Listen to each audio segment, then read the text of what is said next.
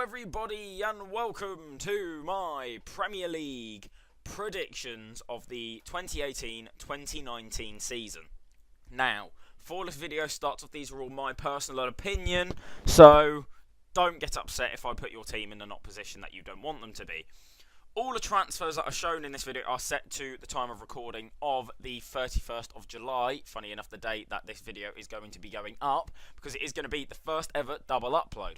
Now, to begin with, is Cardiff City.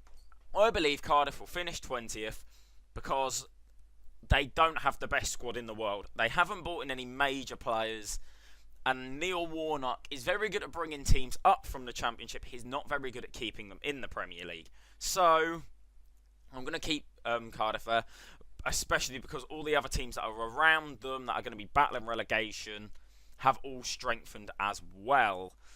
So, they are going to be in very, very deep trouble for me. And, okay, Josh Murphy is a good young talent. Bobby Reid could score goals in the Championship for Bristol City. But whether or not he is Premier League quality is still out on that. And Alex Smithies is a good goalkeeper. But, again, they are not Premier League quality. So I feel like they're going to finish in 20th place. In 19th, we have a team that stayed up. Last year was Brighton. They finished 15th last year under the management of Chris Hughton. And in all fairness to them, they have gone out and bought very well. They've bought in Andone, Bernardo, David Button, Jahan Baksha. Sorry about my pronunciation. But he's a very good winger from Iran. You've got David Button, a good goalkeeper who was back up for Fulham last year. And then you've got Andone, who is a good striker from La Liga. The reason why I put them 19th is because of I don't feel like they're going to have enough quality again like the teams that are going to finish above them. But again, the jury's still out on this one. I mean, anyone from my prediction of 14th below, I feel like have a chance of going down. So I had to literally jumble this up. The only one that I'm definite that I think will definitely happen will be Cardiff at the bottom of the table. Just above Brighton in 18th place will be Crystal Palace. Roy Hodgson as their manager, possibly the worst English manager that I have ever seen manage an England side. And yes, I'm including Steve McLaren in that. Because, I'm sorry, if you lose to Iceland, then I'm sorry. But also, I just don't think Palace have good enough quality in the team. So especially if a certain Wilfried Zaha does leave, then they're going to be in very, very, very big trouble, because Benteke still hasn't found the form he was with at Villa. They've only brought in Vicente Guaita. They've let go of Johan Cabaye, which is very surprising for me. But I don't think Palace will have the quality to stay up in the upcoming season. Just above Crystal Palace, when it shows, will be Watford. When it shows. There we go. There is Watford. Okay, they just chop and change managers. I'm probably half expecting them to change their manager halfway through the season anyway. They finished 14th last year. Yeah, they finished 14th last year. So, they were a good side. I mean, they stayed up. But they have let go of Mauro Zarate, who I feel like is a good player because he's ex-West Ham. Richarlison to Everton. They have bought in. They've got 40 million from that deal. If they go out and spend that 40 million wisely, I would move them up. But because if these are of the transfers they made at the moment, I don't feel like they've got a strong enough squad to really challenge. But I feel like they'll just stay up. But if they do go out and spend that Richarlison money well, then they'll fly up the table quite easily. In 16th place, we have got Fulham, the team that won the playoffs last year, and a team which are making movements in this transfer window. They've brought in Le Marchand, who is a good centre-back. Jean-Michel Seri. How the hell they have managed to pull that signing off, I will never know. Chelsea, Arsenal, Tottenham, West Ham were all interested. And then he goes and chooses Fulham. That proves to me that that side has very good quality. They've brought in Fabricio, the good goalkeeper from Besiktas, and they've brought in a Premier League favourite, Andre Schürrle. I love this guy. I feel like he's really talented. And he will light up Craven Cottage so well for Slavas Jakonovic. They've let go of Ryan Fredericks to my side and David Button as well, but I should also add into this they have brought back Alexander Mitrovic permanently, and he was scoring goals for fun in the Championship when he went on loan there from Newcastle. So they're spending well. Also, apparently, they are very heavily linked with Alfie Mawson. So if he brings in, that shores up Fulham's defence, and I think they will finish 16th. In 15th, we have got Huddersfield for no other reason than David Wagner. David Wagner, I feel like, is a wonderful, wonderful manager. He has done amazingly to get Huddersfield into the Premier League and even keep them up last year with players like Aaron Moy, who were on fire. So I feel like they will finish 15th. They finished 16th last year, only just a couple points above the relegation zone, but I feel like, I'll tell you this now, I feel like they will go down next year unless they spend well. They've bought in Jonas Lussell permanently, and Eric Durham is a good left-back with Terence Gongolo also coming back permanently. But Ramadan Sobhi from Stoke, and they've let go of Robert Green, who I had to put in there, and Tom Ince. Now, I feel like letting go Tom Ince might be a mistake, but he has gone to Stoke for 12 million. So, if they go spend that 12 million wisely in this market, which is hard, they could finish higher up. In 14th place, we have got Southampton. They've got Mark Hughes. He is I don't get this. I know this might upset a few people, but I really, really don't rate this guy as a manager. They finished 17th last year. They just stayed up somehow because of that Gabbiadini goal against Swansea. But I don't know how this team has managed to stay up. Stuart Armstrong has been playing well in the Scottish Premier League for the past couple of years, but can he make that step up to the Premier League? Mohamed El Enoussi, again, has been playing in Switzerland, so it's going to be tough for him. Angus Gunn is a good young English goalkeeper. I reckon he might be Southampton #1 next year to replace Alex McCarthy or Fraser Forster, who I would expect be moving on. And Yannick Vestergaard is a good centre-back in from Borussia Mönchengladbach. They've let go of Dusan Tadic, Sofiane Boufal, who was a tricky winger, and Jordi Clasie, with Guido Carrillo, their record signing at the time, has also gone with Florin Grados. So I reckon Southampton will finish 14th. In 13th, will surprise a lot of you, will be Burnley. I highly, highly, highly rate Sean Dyche as a manager, and he bloody did well to get that Burnley side to finish 7th.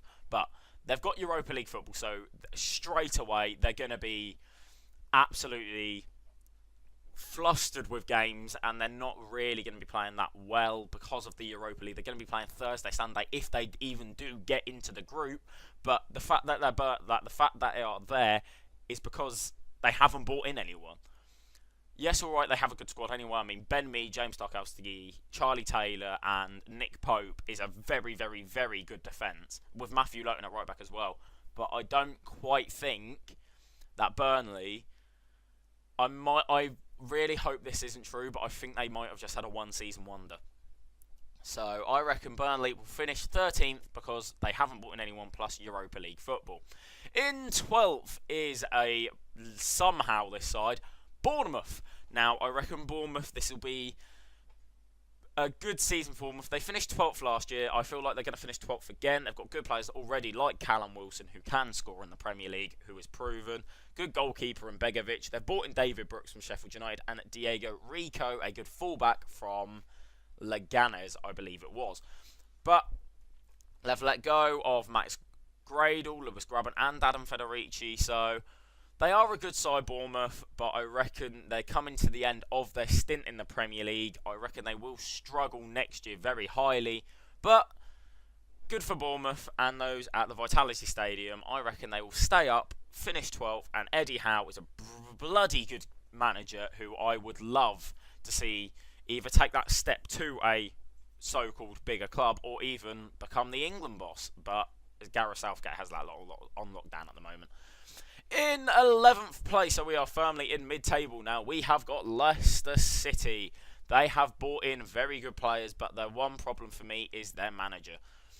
I don't rate Claude Puel at all. They finished 9th last year, which is good, but I really do not rate Claude Puel. They've bought in good players such as Johnny Evans from West Brom, James Maddison from Norwich, Ricardo Pereira and Danny Ward. They are all very good players, but the biggest issue for Leicester is that they have let go of Riyad Mahrez.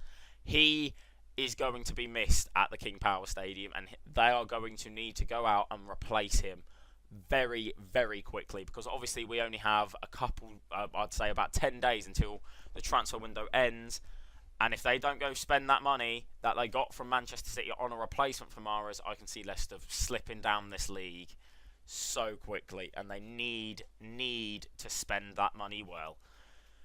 In 10th place is going to be Newcastle. This is because of Rafa Benitez, quite simply. Rafa Benitez somehow managed them to get them to a 10th place finish last year, and I feel like they're going to finish 10th again because of this manager. Rafa Benitez is one of the best managers in the world, but Mike Ashley needs to go out and spend money to keep this side, because obviously we all know he wants to sell it, but he's not spending the money to improve it. They've bought in Ki Sung-yueng from Swansea, who was a consistent player. They've bought in Fabian Schär, who's a good Swiss centre-back. But they've let go of Matt Sells, they've let go of Chancellor Mbemba. And yes, alright, they do have one of my favourite players in Jonjo Shelvey. But again, their goal-scoring issue up front is a bit iffy. So I don't think Newcastle are going to set the Premier League alight. But I feel like they will be comfortably mid-table, cause a few shocks, but I feel like they will have a comfortable, possibly even boring season. Now, in 9th place, we have got Everton. They finished 8th last year under the management of Ronald Koeman and Sam Allardyce, but Marco Silva is a good manager. They finished 8th last year, like I said, but they've only bought in one player, and that is Richarlison, and they've bought him in for 40 million, 50 million. I don't know how the hell they got that valuation. For a guy who hasn't scored since January, they've gone and put 50 million. I mean, I know we scored in the pre-season friendly, but they've gone and put 50 million on that bloke. I don't know. Joel Robles, they've let go, never really played. Romo Flores, Money, never played again. Wayne Rooney, I feel like he's going to be a big miss for them, though. So, and David Klaassen came in, thought he was going to set the world alight, but then again, Everton are just that team who I feel like are just going to be there, get results, and just grind it out until the end of the season, where they can possibly grow on for next season. Now, in 8th place is my team of West Ham. I feel like, this is not me being biased, but I generally feel like we've gone out and done the best transfer window so far. We've bought in good players, Issa Diop, Luka Fabianski, Ryan Fredericks. Jack Wilshere on a free for me is signing of the summer. If he stays injury-free, he is going to set that Premier League alight. We've got Manuel Pellegrini. We actually have a good manager for a change. So I'm very looking forward to this season. And I feel like we could possibly build. But this is West Ham, so we could easily slip down that table so easily. We've only let go of one player, being Reece Burke. But we are interested in Moussa Marega, the striker, who is very familiar in my Shakhtar Donetsk save. But Kouyaté is meant to be leaving. Antonio's up for sale as well. But overall, I feel like this could be a promising season for West Ham. Not a European competition season, but I feel like we can get in and challenge. Now, Wolverhampton Wanderers, I feel, are going to finish 7th. They're under Nuno Espirito Santo. They finished 1st in the Championship, but they've brought in a world-class goalkeeper in Rui Patricio.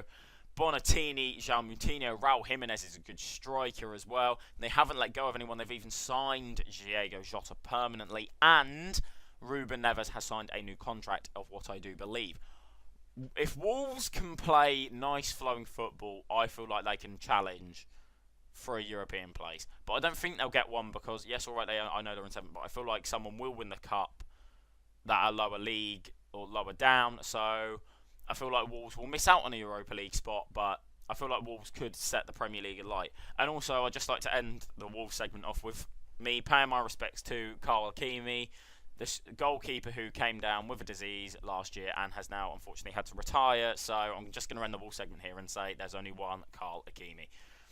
And on to Chelsea. They've brought in Mauricio Sarri as a new manager to replace Antonio Conte. They finished 5th last year. They've bought in one major signing of Jorginho, and then they've bought in Robert Green. They haven't really bought anyone in other major, but no one's gone majorly either. Hazard and Courtois or Willian may be out the door, though, and they do only have 10 days to possibly find a replacement, and no one's going to be able to replace Hazard. they're not going to be able to find a good goalkeeper to replace Courtois, and Willian they could possibly replace, but again, I'm not sure. So I feel like Chelsea are going to finish 6th. Mauricio Sarri doesn't know the league. I know Antonio Conte didn't, but I don't think Sarri, the way he plays at Napoli, don't feel like his style of play is going to suit the Premier League. Also, there are talks of him wanting to sell N'Golo Kante. I don't know where that has come from, but Sarri, if that is true, you need to sort your head out, son. In 5th place, we have got Tottenham Hotspur. They've got a new stadium, and as a West Ham fan and as Arsenal fans will know, you're not going to like playing in a new stadium. You're going to take time to getting used to playing in it. I mean, it's totally different to the old White Hart Lane. The new White Hart Lane, I think it's going to be called, is going to be nowhere near as atmospheric. And that's what made White Hart Lane so good. And that hates me to say because I am a West Ham fan, but I still think the Bowling Ground is so much better. But, yeah, they've bought in no one, but then again, they haven't sold anyone. They've tied Harry Kane down for a long-term contract, who is possibly the world's best striker at this current time. There are talks of Tottenham buying Wilfried Zaha. If they do sign Zaha, I can see them moving up the table and challenging for Champions League. But I feel like after a couple stints in the Champions League for Tottenham, they are going to slip back down to Europa League football, where they belong and are used to. In 4th, I believe the running joke will continue of Arsenal under new management of Unai Emery, and that seems so weird to say because Arsene Wenger, ever since I have been alive, Arsene Wenger has been Arsenal manager. But they are actually playing well and doing good in the transfer window. They've bought in Bernard Leno, who is a very good goalkeeper. Stefan Lichtsteiner is an experienced right-back. Papastapalopoulos, or Socrates, is a good centre-back. And Lucas Torreira, one of my favourite players to watch in the World Cup, even when I used to watch the Calcio or Serie A. But honestly, he was a magician. And I feel like Arsenal are going to go back to where they do belong in the Champions League. And for once, they're going to finish back above Tottenham Hotspur. They have let go of Jack Wilshere. And I feel like, but that's not really going to be a major miss for them. But they have replaced them with Torreira. So I think Arsenal are going to be in 4th. In 3rd place, we have got Manchester United. I feel like these top 3 teams are going to be the teams that are battling out for the Premier League title next year. But hang on, Manchester United have bought in Fred, who is a good centre mid. But other than that, they've bought in no major players. They've bought in Lee Grant as a 3rd choice goalkeeper.